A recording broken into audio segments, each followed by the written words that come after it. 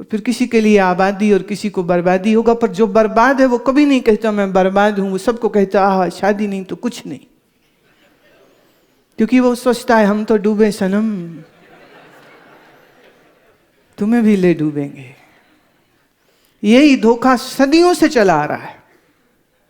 चाचे मामे ताए सब मिलके एक ही बात बोल रहे होते, शादी नहीं तो कोई सुख नहीं, शादी नहीं तो कोई सुख नहीं। इस धोखे में सब लोग आए फिल्में देख देख के, and they lived happily ever after. एक हार्ट बनाया और नीचे वर्डिंग आ गई, and then they lived happily ever after. But really did they? तो रोमांटिक फिल्में, रोमांटिक नावल, घर के बड़े बुजुर्ग, पड़ोसी, दूल्हे सजते हुए, दूल्हों की बारात निकलते देखते हैं, बैंड बाजा गाजा, वो रोशनी, वो चमक, वो पटाखे, तो लड़के भी दिल में अंगड़ाइयां लेते, हाय मैं कब दूल्हा बनूंगा। अब तो घर में सब निकम्मा, निखट्टू, बेवकूफ, आवारा बोलते हैं। जैसे ही उसकी शादी तय हो जाए ना, सब दूल्हा कहाँ है, दूल्हे ने खाना खाया, दूल्हे को दूध दो, दूल्हे को पानी, अरे उसको रसगुल्ला किसी ने खिलाया, अरे वो आराम कहाँ करेगा, उसको बिस्तर लगाओ, उसको कुर्सी दो। तो निखट्टू सोचता है कदर तो आज पड़ रही मेरी। इसलिए जितने निखट्टू होते हैं वो शादी करने को बहुत जल्दी मचाते, जल्दी करो शादी मेरी करो। और लड़की भी माँ डांटती रहती है, पढ़ो नंबर नहीं अच्छे आए, कितने नंबर आए, रिजल्ट आया, बोली 60%, थप्पड़ पड़ा माँ का। एक लड़का डाइनिंग टेबल पे सब खाना खा रहे थे और बड़े ध्यान से फोन में पढ़ रहा था। बाप कहते क्या पढ़ रहा है इतने ध्यान से? कहते जी आपके होने वाली बहू का आया हुआ पत्र पढ़ रहा। बाप ने वहीं से जूता निशाना साधा, सीधा लड़के की खोपड़ी पे लगा। घर वाले देखते रह गए ये हुआ क्या है। एक दूसरे को रिझाने के चक्कर में लगे रहते, फिर हो जाता है विवाह। फिर अब ये धोखा कायम रखने के लिए सबको यही कहते हैं बड़े खुश हैं, बड़े खुश हैं। ऐसे ही ना जैसे मैं लोगों से पूछती हूँ कैसी तबीयत है, कहते बहुत बढ़िया, ठीक है, बड़ी कृपा है भगवान की। अच्छा, थोड़ी देर में ईसीजी ठीक नहीं आई, डॉक्टर कहता था वो कुछ होता है HDL वो बढ़ गया है, पता नहीं क्या होता है HDL, वो बढ़ गया है। और बात करते करते जोर से डकार मारा, डकार तक तो ठीक था, नीचे फायर जब हुआ तो फिर शर्माते शर्माते कहते जी पेट भी ठीक नहीं चलता है, मैं क्या कहूं।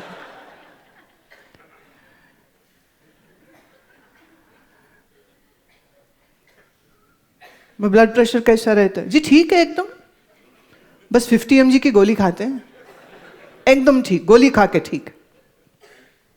जैसे लोगों के स्वास्थ्य ठीक होते हैं ना जब तक डिटेल में वो ना जाएं, ऐसे ही लोगों की जिंदगियां ठीक होती हैं जब तक डिटेल में न जाएं। और फिर एक पुण्यभागी कोई वो कहता है मैं अपने गुरु को रिझाऊंगा। तो जोगिया कारण जोग कमाऊं, 8 पहर रहूं जागा। 8 पहर कैसे कोई जाग सकता है? पर निश्चित मालूम कैसे? दिन के 4 से 5 घंटे तो वो अभ्यास को देता ही है। और ये आप बिल्कुल मत कहिए कि हम नहीं दे सकते हैं, क्योंकि मैंने 8वीं जमात से लेके from the 8th standard onwards to my graduation good 6-7 years school भी करती थी, कॉलेज भी किया है, और उसमें भी 4 से 5 घंटे साधना करती थी। कॉलेज बंक करके नहीं, कॉलेज की क्लासेस क्योंकि अनिवार्य है, 70% अटेंडेंस इज मस्ट।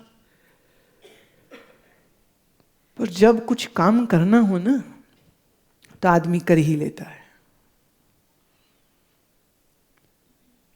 अभ्यास किया हो दिन में और रात सोने से पहले फिर अभ्यास किया हो और अभ्यास करने के बाद वो सोता है इस विचार से कि सुबह जल्दी उठना, जो दिन भर साधना में ही चित्त को रखता है, जो रात्रि सोने से पहले भी साधना करता है, जानिए सच में कह रही हूं, अनुभव से कह रही हूं, रात सपने में भी वो शिव जी को ही देख रहा होगा, रात सपने में भी संत महात्मा ही दिख रहे होंगे, रात सपने में भी वो किसी तीर्थ पे, किसी पवित्र देव नदी के किनारे स्वयं को बैठा हुआ देखता है। और सुबह उठता है और सुबह उठते ही अपने शरीर को साधता है। शरीर मंदिर है, इस मंदिर की अंदर बाहर से सफाई होनी आवश्यक है। इसलिए त्राटक, नेति, धौती इत्यादि क्रियाओं को करके वो शरीर को अंदर से शुद्ध करता है, मल रहित करता है। बाहर आहार ठीक लेता है जिससे शरीर में रोग न बने, श्वासों को साधता है। तो दिन में साधना है, रात में साधना है, सपने में साधना है। तो सपने के ख्याल में जो रहा, इसलिए कबीर कह पा रहे 8 पहर जागा, 8 पहर अब रहता हूं, जागा हुआ, सोया नहीं, बेहोश नहीं हूं अब मैं। भोजन भोग भय निद्रा में नहीं अब मैं यम नियम आसन प्राणायाम श्रद्धा और सेवा में हूं अब मैं। 8 पहर हर क्षण जोगियां मौज करत है। अपने जोगी को देखा, वो मौज में रहता है, आनंद में रहता है। उसके उस आनंद को देखा और पाया है उसने अमर पद, अमर पदवी। अब शरीर अमर है कि मर है? मरेगा। घर संसार अमर है कि मर है? मर है, ये भी मरेगा। तो इसी में लगे रहो तो अमर तो नहीं होने वाले। मरे की दोस्ती में मरोगे ही तुम। शरीर से दोस्ती करो, शरीर मरेगा, तुम गए। परिवार वाले, कब तक जिएगा शरीर? किसी का भी शरीर, और तो और गुरु का भी शरीर तो शरीर ही है, वो भी मरेगा। पर जब तक गुरु का शरीर है, शिष्य देखता है कि गुरु ने अपने शरीर को साधा है, श्वासों को साधा है, मन को साधा है। और शरीर, मन और बुद्धि तो सब मर है, ट्रांजिएंट है, टेम्परेरी है, असत्य है, परिवर्तनशील है। पर मैं शुद्ध आत्म स्वरूप, मैं अपरिवर्तनशील है। मैं आत्मस्वरूप अपरिवर्तनशील हूं। तो जब मैं मेरे की पहचान कर लेता हूं, यह है अमर पदवी को प्राप्त हो जाना। तो गुरु ने उस अमर पद को पाया है। कहे कबीर सुनो भाई साधो, सुनो साधु। कबीर भोगियों और रोगियों को प्रवचन नहीं करते थे। ये दुर्भाग्य हमारा ही है। वो भोगियों को और रोगियों को नहीं, साधुओं को बोलते थे। और मैं जब भोगियों और रोगियों को बोलती भी हूं तो इसी उम्मीद से बोलती हूं कि किसी दिन तो ये रोगी योगी होने की संकल्प को ले ले। किसी दिन तो ये रोगी शरीर और मन को रोग मुक्त करने का संकल्प ले ले। रोगी रोगी ही रहे, ये तो अच्छी बात नहीं। और सिर्फ भोगी ही रहे, ये भी अच्छी बात नहीं। कल एक सज्जन कह रहे थे, 2 पुत्र हैं उनके, जवान बहुएं हैं, पोते हैं, सब है। कह रहे बड़े बेटे को उसका हिस्सा उसने पहली जिद से मांग लिया था, छोटे के साथ रहता हूं। अब छोटा कहता है मेरे नाम सब कुछ कर तो आगे बात बनेगी। सब कुछ मेरे नाम कर। कहते मैं 2 महीने लगा के कागज बनवाए हैं बड़ी मुश्किल से, क्योंकि मेरे सब पैसे रुके हुए जो किराए की जगह चढ़ाई उसका लीज रिन्यू करना है, पर वो साइन नहीं कर रहा है। मुझे पूछते हैं जी मैं साइन करके यहीं आ जाऊं आश्रम।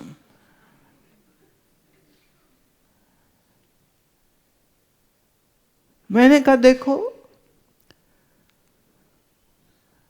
एक बात तो समझ लो तुम अच्छे से, तो यहां तो तुम कभी भी आ सकते हो। जेब में पैसा है तो भी, नहीं है तो भी, क्योंकि मुझे तुझसे मतलब है, तेरे बैंक अकाउंट से नहीं।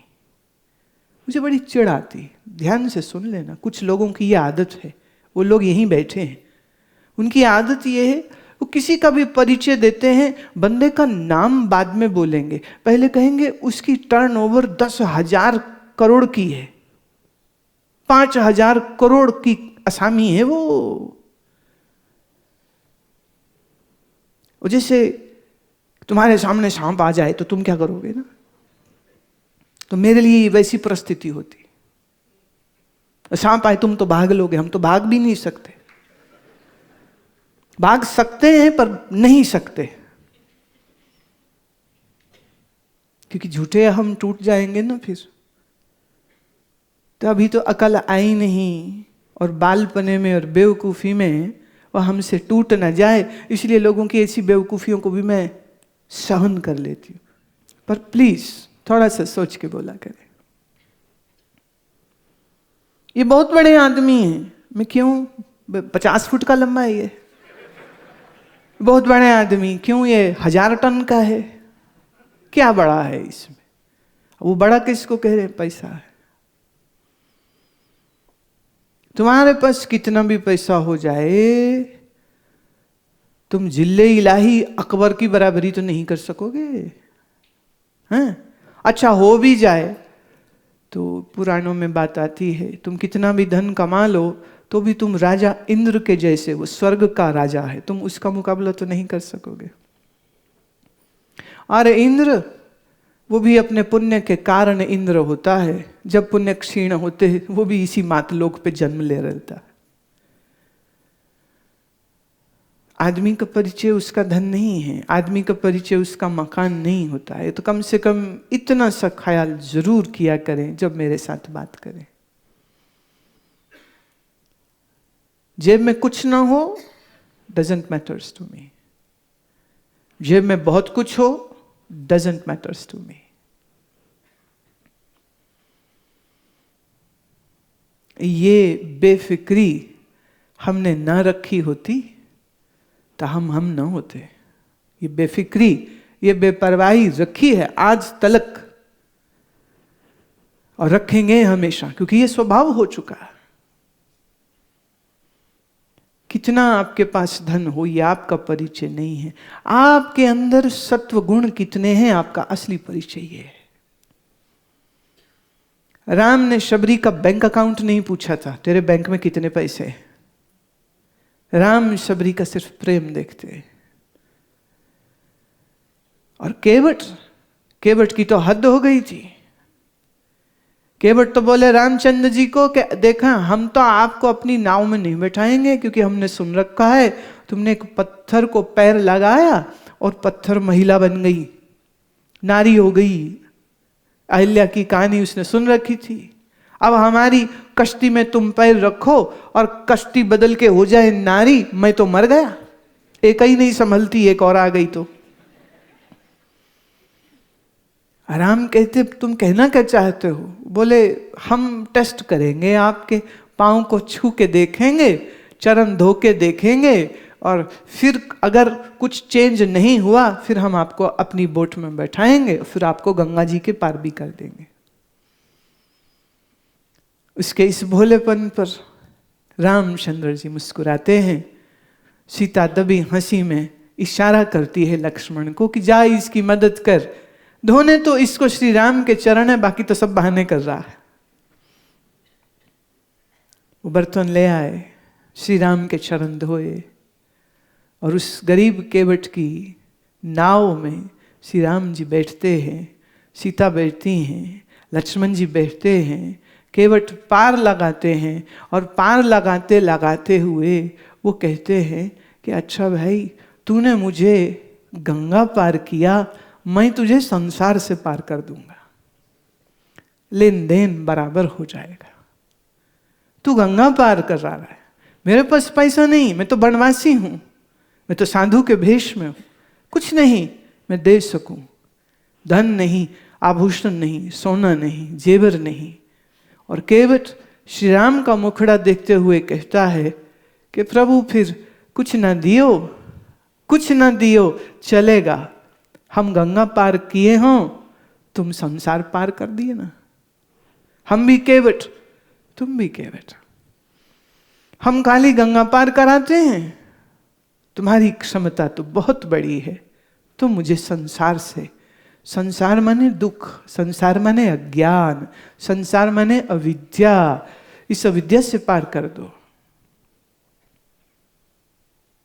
आप रिझाते हो संसार को, और संसार तो रीझता नहीं है। तुम मर जाओगे तो भी ऐसे ही चलता रहेगा सब सिस्टम, तुम जी रहे हो तब भी चल रहा है।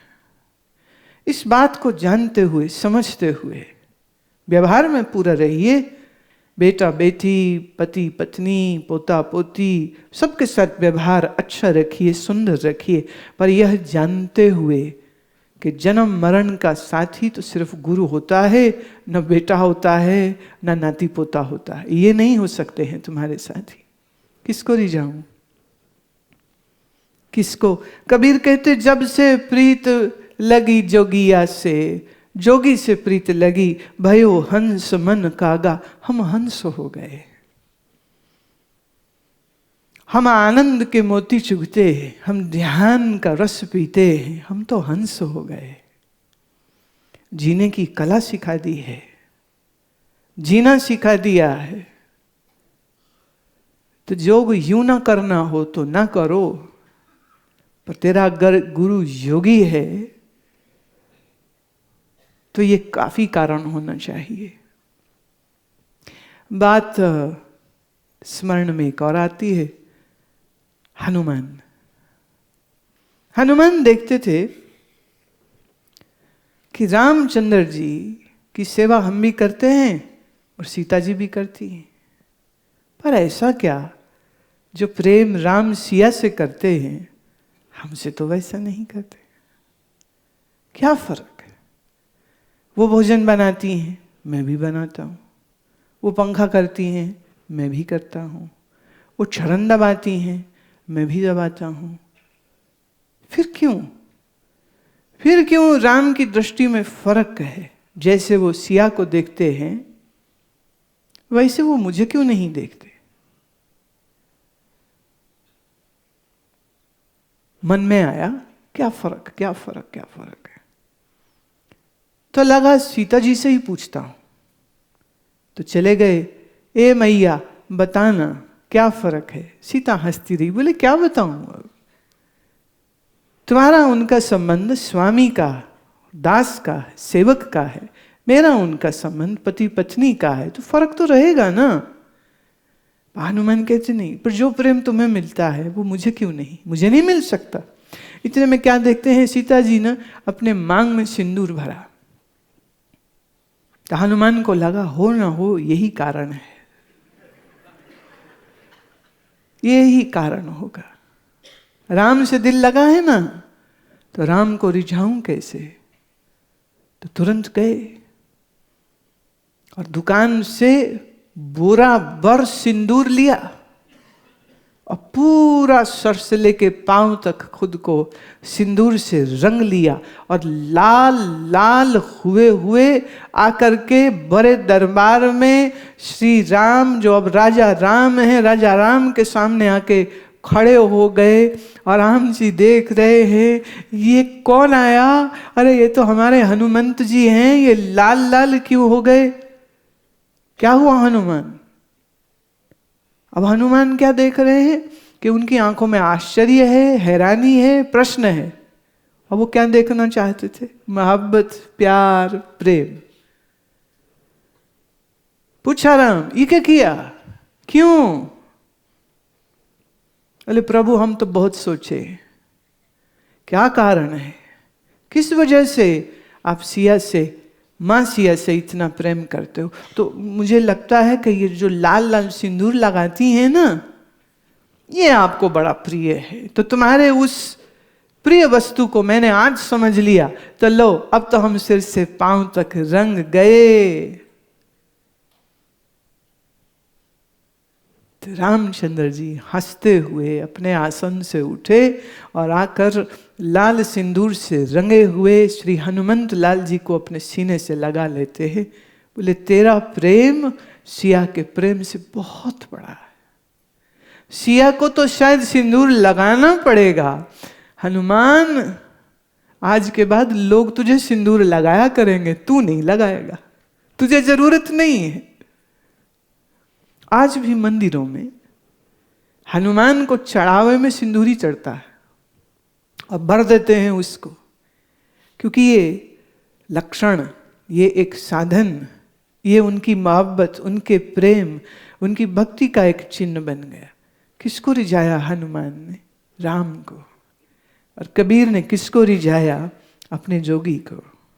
इसलिए कबीर कबीर हो गए।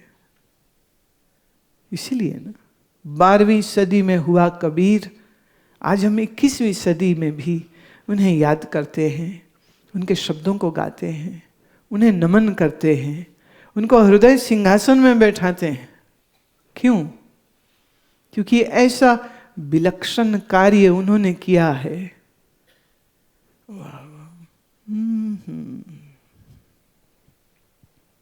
है कोई इस भाव के मुकाबले में का कोई भी भाव इस मुकाबले का हो नहीं सकता। कोई संबंध संसार का इतना गहरा हो नहीं सकता।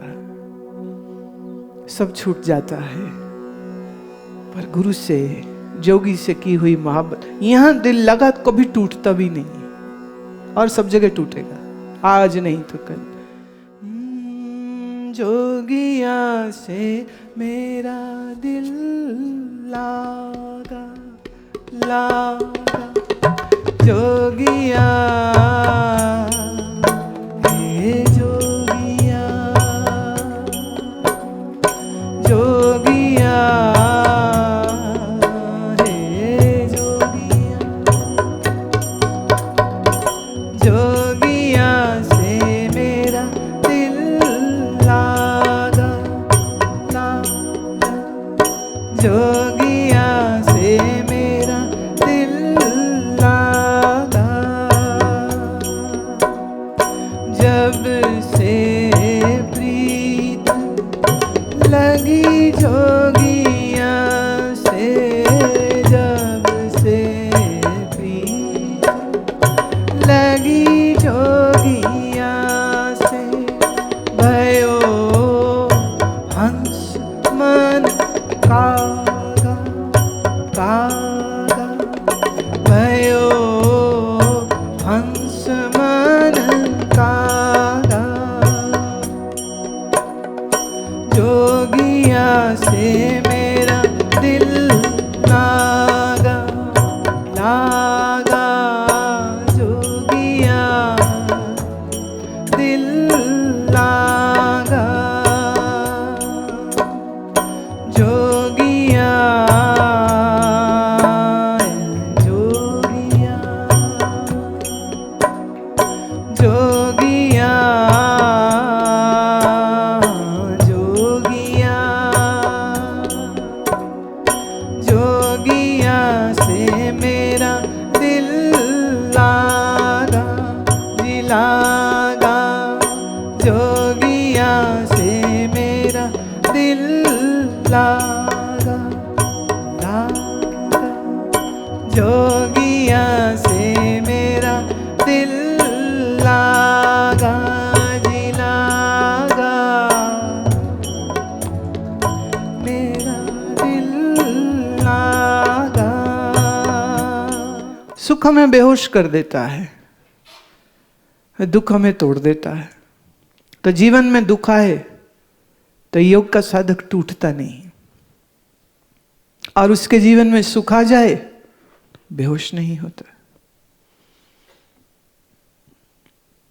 साधना का क्रम उसका अविरल चलता रहता है, जीते में भी फिर मरते में भी। जीता भी वो योगमयी है, और जब मरने की घड़ी आती है तो शरीर को कैसे त्यागना है, वो उस विधि से उसको त्यागता है। जिसका प्राण नीचे के द्वार से निकला, एक बहुत बड़ा लक्षण है ये। जिसका प्राण नीचे के द्वार से निकला, गुदा से, यौनी से, जेनिटलिया से या एनस से निकला, अधोगति लक्षण है। शरीर की मृत्यु के समय पर शरीर को देख करके भी कहा जा सकता है कि जाने वाला योगमयी ढंग से गया है, कि कोई रोगी था और कोई भोगी था। और 100 में लगभग 98 बार लोगों के प्राण नीचे के द्वारों से ही निकलते हैं। 2-1 समझ लो, कुछ 1% जिनके नेत्रों से निकलते हैं। और सिर्फ योगी ही है जिसका प्राण ब्रह्मरंध्र से निकलता है। नीचे के द्वार से निकला तो मैंने अगला जन्म तय, ऑलरेडी कन्फर्म है। वासनामयी जीवन जिया, वासनामयी मृत्यु, वही वासना उसको अगला शरीर दे देती है। That is for sure, that is for sure. जिसने जीते जी योग नहीं साधा, मैं जिम करने को नहीं कह रही हूं, जिमिंग इज नॉट योग। जिम में मसल बनते हैं, प्राण ऊर्जा नहीं बनती। दौड़ो, दौड़ने से ये जंघा के मसल अच्छे बन जाएंगे, प्राण ऊर्जा की समझ नहीं आती, वो सिर्फ योग से आती।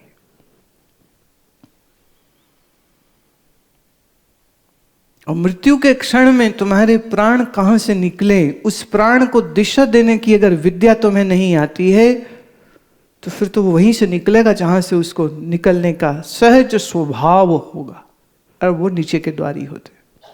इसलिए आप किसी भी मुर्दे को चेक कर लेना, या उसका मूत्र निकल जाता है, या उसका उस समय पर मल, फीसिस शरीर से बाहर आ जाता है। गंदगी छोड़ते हुए शरीर छोड़ता है।